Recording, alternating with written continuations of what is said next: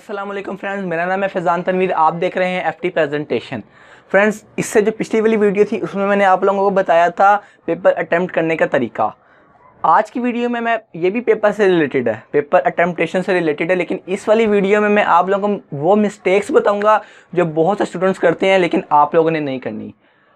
मैं भी अपने टाइम में जब मैं अपने पेपर दे रहा हूँ तो मुझसे भी कभी पहले गलती हो जाती थी जब से मुझे ये चीज़ नहीं पता थी। तो मैंने सोचा मैं आप लोगों को भी अपने दोस्तों को ज़रूर बताऊँ इस चीज़ के बारे में, ताकि वो भी ये मिस्टेक ना करें।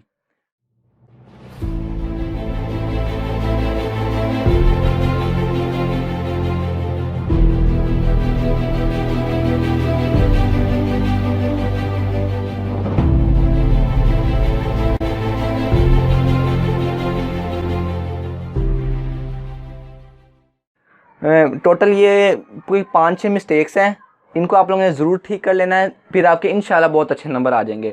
और मे भी आप लोगों को यूट्यूब पे किसी ने ना बताया हो, आई डोंट थिंक सो।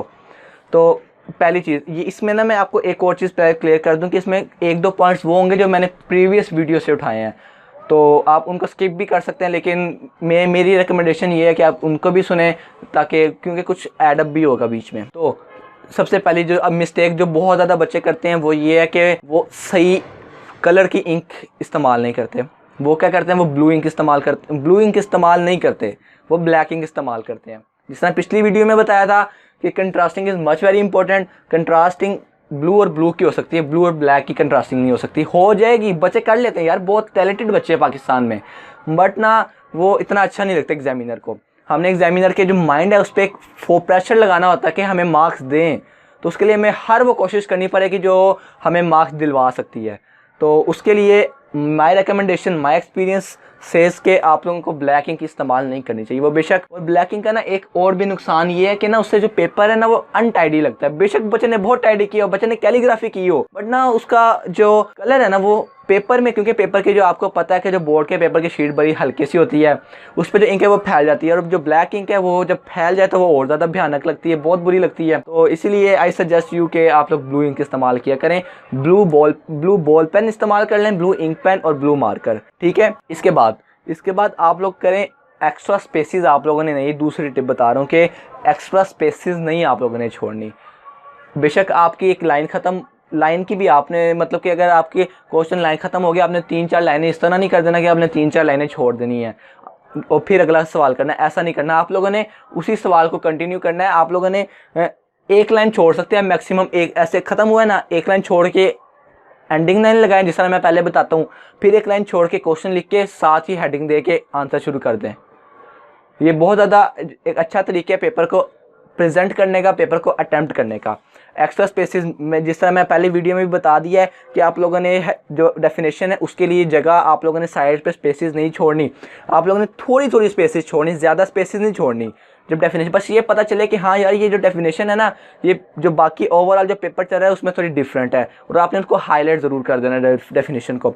उसके बाद आंसर आपने इररेलेवेंट आंसर नहीं लिखना है, जो उसने पूछा आपने उसी के बारे में लिखना है। उसके अलावा अपने से एडअप नहीं करना। क्रिएटिविटी ज़रूर करनी है लेकिन उस टॉपिक से रिलेटेड, ना कि आप आपस में यहाँ से भी उठा लिया, यहाँ से भी उठा लिया, उसमें ऐड कर दिया, बेशक वो 2 नंबर का उसको 5 पेजेस पे ले जाए। ऐसा आप लोगों ने हरगिज़ नहीं करना, ठीक है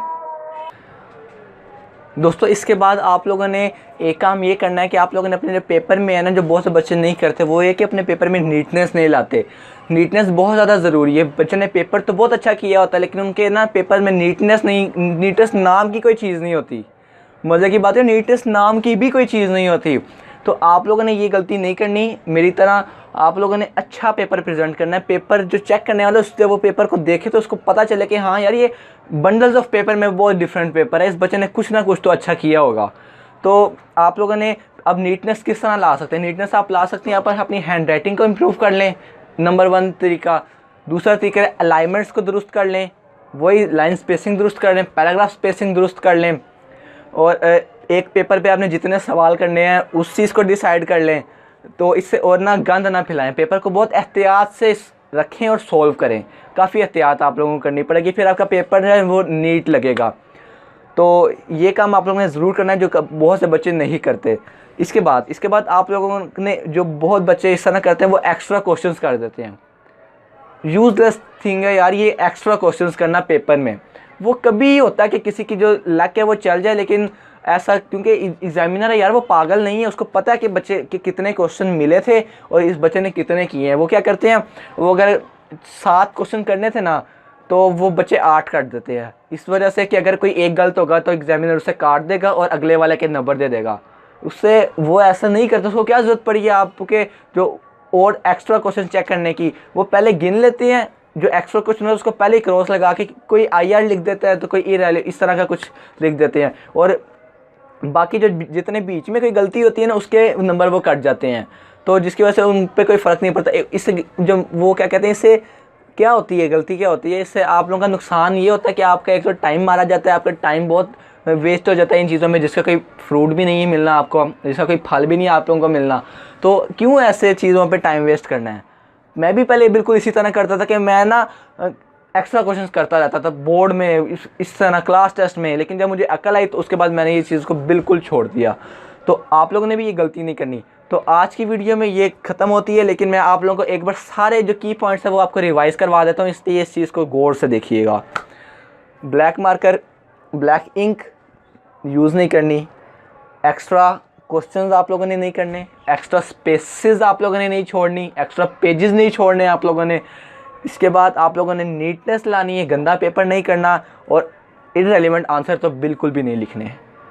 ये कुछ टिप्स थी जो मेरा दिल किया कि मैं आप लोगों को बताऊं कि आप लोग भी मेरी तरह गलती ना करें। तो अगर आप लोगों को ये वीडियो पसंद आई, वीडियो आप लोगों के लिए ज़रूर हेल्पफुल रही होगी इंशाल्लाह। अगर आप लोग ये इस चीज़ों पे अमल करेंगे तो आपके बोर्ड में बहुत अच्छे नंबर आएंगे। तो होप फॉर द बेस्ट, आप लोगों को भी ऑल द बेस्ट अपने पेपर्स की तैयारी के लिए, और मुझे इजाज़त दें। अल्लाह हाफिज़।